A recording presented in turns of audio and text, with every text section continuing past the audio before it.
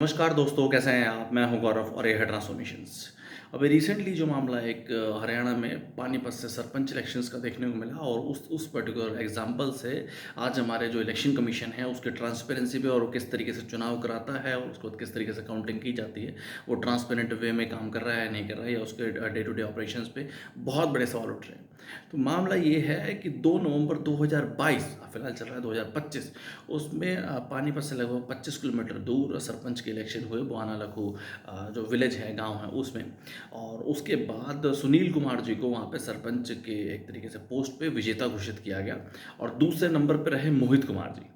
अब मोहित कुमार जी को उस समय जो 2022 में ये फैसला आया वो एक तरीके से मंजूर नहीं था, या उनको ऐसा लगा कि मेरी पॉपुलैरिटी ज़्यादा है या मुझे ज़्यादा वोट मिलने चाहिए। उसके बाद उन्होंने इलेक्शन कमीशन का दरवाज़ा खटखटाया, बट उस समय पंजाब एंड हरियाणा कोर्ट ने इसको रद्द कर दिया और फिर दोबारा से काउंटिंग नहीं हुई। ऑल्दो मोहित कुमार जी फिर भी नहीं हारे और उसके बाद उन्होंने सुप्रीम कोर्ट में इस चीज़ का केस लड़ा कि मैं चाहता हूँ कि फिर दोबारा से जो हमारी इलेक्शन वोटिंग मशीन है, ईवीएम है, उनकी रिकाउंटिंग कराई जाए। और अभी रिसेंटली जुलाई 2025 में, जो कि तब से मामला चल ही रहा है 2022 से,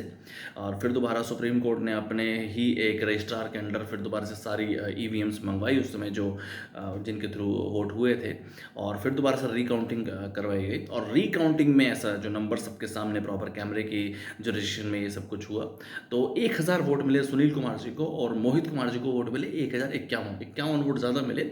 और इससे तय भी हो गया और सुप्रीम कोर्ट ने इस तरीके के निर्देश भी दिए हैं वहाँ के म्यूनसिपल कॉरपोरेशन को और सबको कि मोहित कुमार जी को वापस से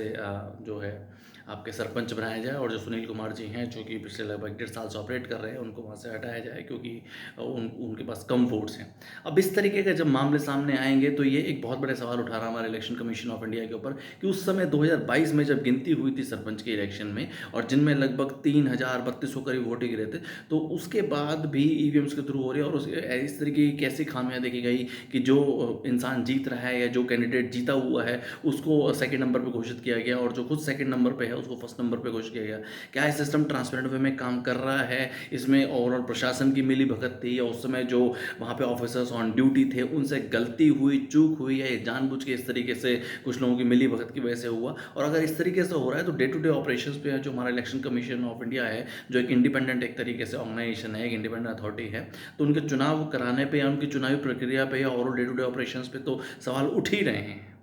अगर सिर्फ और सिर्फ 30-32 एक तरीके से वोटों पे इस तरह की चीज़ें हो सकती हैं, तो जब एक बड़ा इलेक्शन होता है, भले वो सांसद का हो या विधायक का हो, एमएलए का हो, तो उसमें भी इस तरह की गड़बड़ियाँ पाई जा सकती हैं। ये सोचने का विषय है। जय हिंद, जय भारत।